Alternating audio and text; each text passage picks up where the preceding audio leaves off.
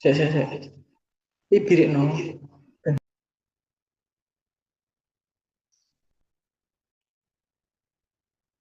Ya, Assalamualaikum warahmatullahi wabarakatuh. Izinkan saya memperkenalkan diri. Nama saya Nur Iksan dengan NIM 2403031021216. Prodi PJJ S1 Akuntansi Universitas Siber Asia. Pada kesempatan kali ini, saya akan membawakan presentasi terkait dengan pengangguran dan inflasi guna untuk memenuhi tugas UAS mata kuliah Ekonomi Makro untuk dosen pembimbing Ibu Mutiara Rizky. Oke, mari kita simak materinya.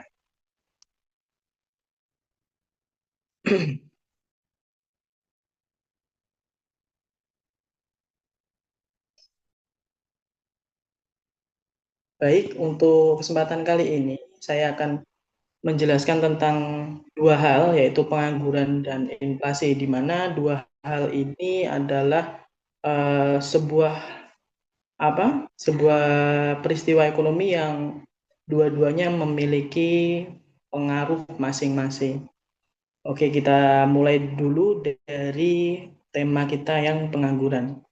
Oke, untuk pengangguran, secara definisi sendiri, pengangguran adalah suatu keadaan bagi seseorang yang tergolong dalam kategori angkatan kerja, tidak memiliki pekerjaan dan secara aktif sedang mencari pekerjaan.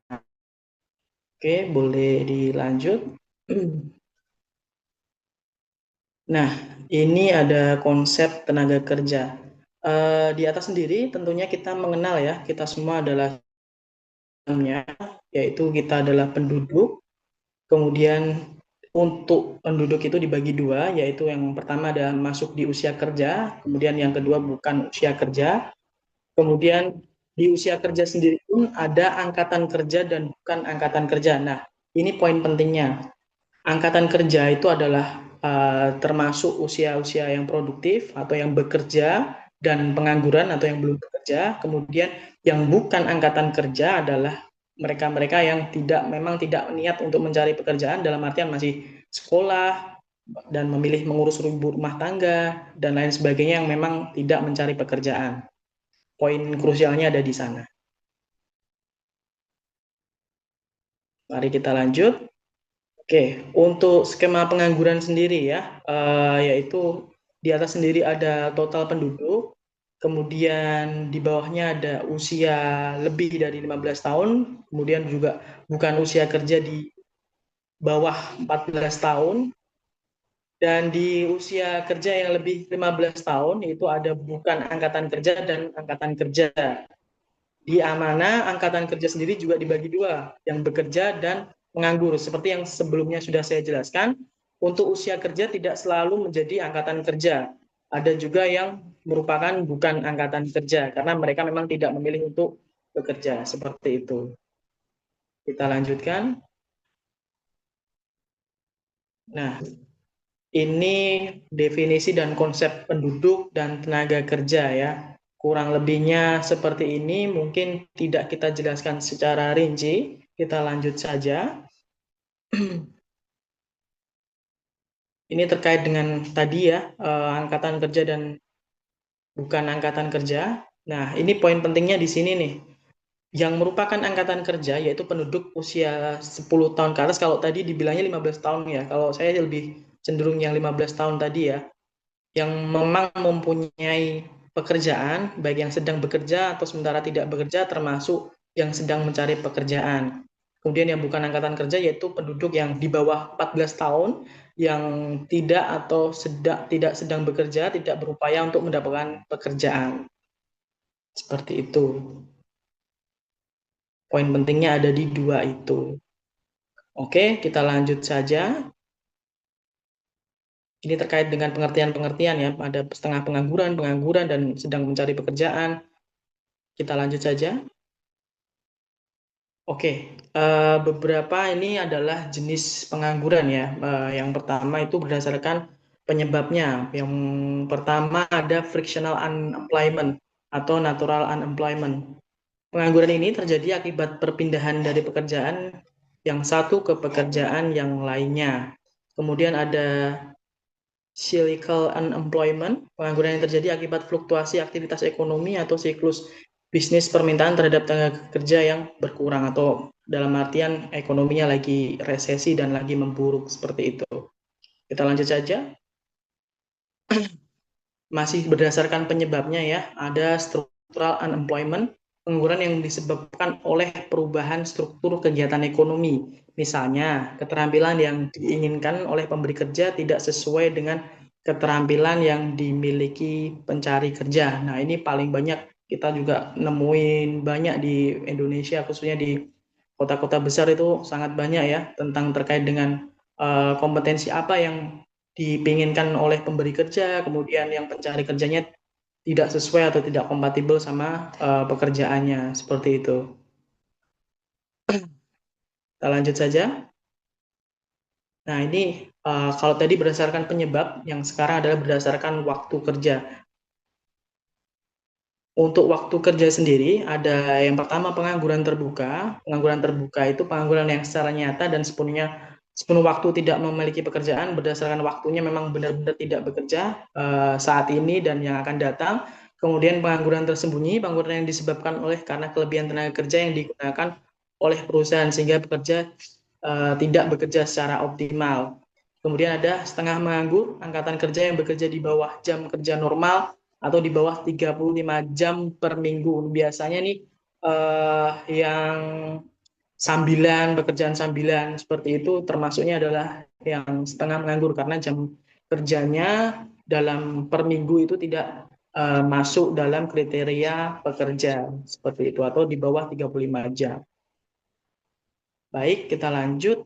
Nah, ini adalah cara untuk menghitung atau untuk menghitung tingkat pengangguran. Yang pertama untuk tingkat pengangguran sendiri, yaitu jumlah pengangguran dibagi angkatan kerja ya. Ini fokus pentingnya adalah di angkatan kerja, seperti yang kita bahas sebelumnya, karena ada juga yang bukan angkatan kerja meskipun masuk usia produktif, seperti itu. Jumlah pengangguran dibagi angkatan kerja dikali 100%. Kemudian yang kedua ada tingkat partisipasi angkatan kerja, yaitu angkatan kerja dibagi populasi dewasa dikalikan 100%. Baik, kita lanjut. Nah, ini contoh soal ya. Ya, kita langsung ke contoh soal. Yang pertama ada jumlah penduduk kota Z adalah 50.000 jiwa, di mana 30.000 merupakan penduduk berusia 17 tahun ke atas, kemudian 15.000 merupakan pelajar sekolah, sedangkan sisanya merupakan anak-anak dan lansia.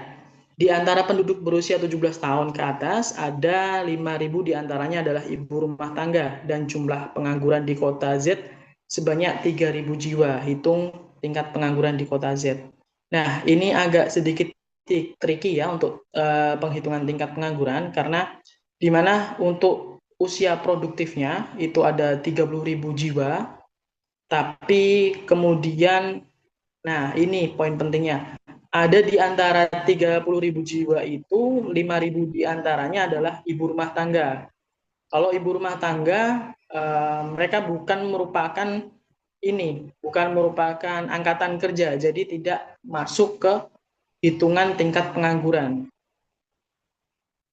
Nah, jadi untuk tingkat penganggurannya sendiri adalah sebanyak 3.000 jiwa dibagi angkatan kerja. Sorry, untuk kalau yang ibu-ibu tadi, ibu rumah tangga itu tidak termasuk angkatan kerja, jadi tidak menjadi pembagi. Jadi dari 30.000 itu kita kurangkan 5.000, karena 5.000 diantaranya adalah ibu rumah tangga, bukan angkatan kerja. Nah, ketemu 30.000 dibagi 25.000 dikali 100, ini harusnya ada 100%-nya ya, sama dengan 12%. 12% untuk tingkat inflasi di kota Z, ini termasuk cukup agak tinggi ya, karena ada cukup banyak pengangguran di sana, seperti itu. Oke, kita lanjut terkait dengan materi inflasi. Yang pertama, apa sih itu inflasi? Inflasi merupakan keadaan perekonomian di suatu negara di mana terjadi kecenderungan kenaikan harga-harga barang dan jasa secara umum dalam waktu yang panjang dan berlangsung terus-menerus atau kontinu. disebabkan karena tidak seimbangnya arus uang dan arus barang. Kita lanjut. Nah, ada beberapa kriteria terkait inflasi, termasuk inflasi atau enggak sih ini? Nah, ada beberapa kriteria, ada 4 kriteria yang diantara adalah kenaikan harga barang yang bersifat umum, kemudian berlangsung terus-menerus, kemudian jumlah uang yang beredar melebihi kebutuhan, kemudian ada ketidakseimbangan arus uang dan arus barang. Oke, kita simak lebih lanjut. Nah, secara konsep penyebab inflasi adalah analisis terkait dengan pergeseran agregat demand dan agregat supply. Pergeseran agregat demand atau agregat supply akan menimbulkan perubahan keseimbangan harga yang baru. Kemudian inflasi dapat terjadi karena adanya penyesuaian keseimbangan dari perubahan permintaan tersebut. Nah, terkait dengan penggolongan inflasi, penggolongan inflasi berdasarkan penyebabnya ada 3. Yang pertama demand pull inflation, kemudian ada cost push inflation, yang terakhir adalah import inflation. Nah, secara sederhananya saya akan jelaskan secara singkat karena waktunya juga cukup mepet juga, kan 15 menit maksimal. Inflasi ini timbul akibat kenaikan jumlah permintaan. Nah, jadi jumlah permintaannya naik, kemudian supply-nya tetap, makanya harga itu juga ikut naik. Kemudian cost push inflation. Apa sih cost push inflation? Nah, inflasi ini terjadi karena kenaikan biaya produksi. Biaya produksi yang tinggi akan mengakibatkan tingkat upah dan entah dari tingkat upah, entah dari tenaga kerja, entah dari biaya bahan baku itu naik, maka akan mengakibatkan tingkat harga atau inflasi yang semakin tinggi. Kemudian ada import inflation, yaitu peningkatan harga barang karena impor itu banyak, impor barang yang serupa misalkan, sehingga menyebabkan biaya produksi, apalagi nih impornya nih terkait dengan bahan baku produksi misalkan ya, itu apalagi itu, dia akan meningkatkan harga seperti itu. Oke, ini lebih rincinya terkait dengan demand pull inflation. Menurut Keynes, demand pull inflation merupakan tekanan inflasi akibat adanya excess demand, yakni kelebihan permintaan terhadap barang dan jasa. Kemudian karena adanya kenaikan permintaan yang tercermin dari bergesernya kurva permintaan AD atau agregat demand 1 ke agregat demand 2, sehingga harga naik dari price 1 kemudian ke price 2. Nah, ini bisa dilihat untuk kurva yang di samping kanan ini, agregat demandnya itu naik sehingga ada peningkatan harga, diikuti juga dengan peningkatan harga. Agregat demandnya bergeser ke kanan, harganya naik ke atas. Seperti itu. Kita lanjut untuk yang cost push inflation, yaitu adanya faktor eksternal yang menyebabkan harga input naik, misalkan biaya produksi, kemudian output produksinya jadi berkurang karena biaya yang tinggi, HPP-nya tinggi, biaya produk yang dihasilkan menjadi berkurang. Nah, kalau produknya berkurang, akibatnya juga mau nggak mau produsen harus meningkatkan harga seperti itu. Oke, lebih lanjut lagi, impor inflation. Impor inflation sendiri ini adalah peningkatan harga barang impor yang digunakan untuk proses produksi sehingga menyebabkan biaya produksi meningkat. Nah, apalagi ini ya, kalau tadi saja biaya produksi saja sudah bisa meningkatkan harga, apalagi ini harga barang-barang impor, harga udah impornya sendiri udah biaya masuknya, kemudian harganya lebih mahal, apalagi itu makin melambungkan harga produksi atau di cost-nya. Dan kemudian efeknya apa? Efeknya kalau kita lihat di kurva yang samping kanan, kita balik dulu ke samping kanan dari agregat demand 1 ke agregat demand 2, produsen tidak dapat memenuhi permintaan dikarenakan biaya produksinya sangat tinggi sehingga produksinya harus ditekan. Kemudian kurva penawaran akan berkurang dari agregat supply 1 ke agregat supply 2. Nah, itu mengakibatkan harga naik dan terjadi inflasi. Seperti itu. Kita lanjut. Oke, kita langsung ke contoh soal ya. Diketahui data harga kuantitas konsumsi tiga jenis barang untuk 2020 dan tahun berjalan 2025 adalah sebagai berikut. Untuk pertanyaannya adalah hitung indeks harga konsumsi dengan tahun 2025 dengan tahun 2020 menggunakan metode last payers. Kita langsung jawaban. Nah, jawabannya yang langkah pertama yaitu kita hitung dulu total pengeluaran selama tahun 2020 dan 2025. Untuk 2020 kita ketahui hasilnya di 475.000. Kemudian yang untuk 2025 yaitu 580.000. Kemudian kita masukkan saja ke rumusnya yaitu pengeluaran tahun 2025 dibagi total pengeluaran 2020 dikali 100%. Nah, untuk temu di antara 122,11%. Nah, ini adalah inflasi yang terjadi antara tahun 2020 sampai dengan 2025. Terjadi kenaikan barang yang cukup signifikan, yaitu 22% ya. 22%,11. Nah, itu terjadi di antara range waktu 2020 sampai dengan 2025. Oke, kita lanjut. Yang terakhir ini saya coba hubungkan ya terkait dengan hubungan inflasi dan pengangguran ini apa sih? Pasti sangat erat hubungannya dan pasti berkaitan. Nah, yang pertama, peningkatan pada pengeluaran dan permintaan agregat akan mendorong peningkatan produksi. Kemudian, peningkatan produksi dapat menambah jumlah pengguna tenaga kerja sehingga dapat mengurangi pengangguran. Peningkatan produksi akan meningkatkan tingkat harga P1 ke P2. Nah, di sini jelas ya, untuk di kurva sebelah kirinya juga sudah jelas. Untuk agregat demand dan supply-nya terkait misalkan, secara sederhananya saya jelaskannya seperti ini. Pengangguran dan inflasi ini sangat berhubungan ya, karena kalau misalkan terjadi inflasi, terus kemudian terjadi resesi ekonomi, kemudian karena harga barang terlalu tinggi, kemudian permintaannya lesu, kemudian produsen atau produksi tidak bisa menjawab kebutuhan pelanggan dan terjadi penurunan produksi, akhirnya adalah imbasnya apa?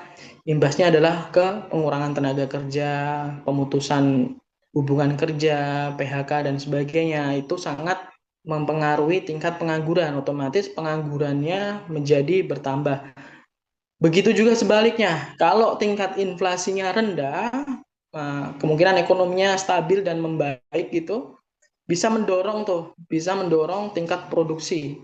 Kalau tingkat produksinya naik, nah, apa akibatnya?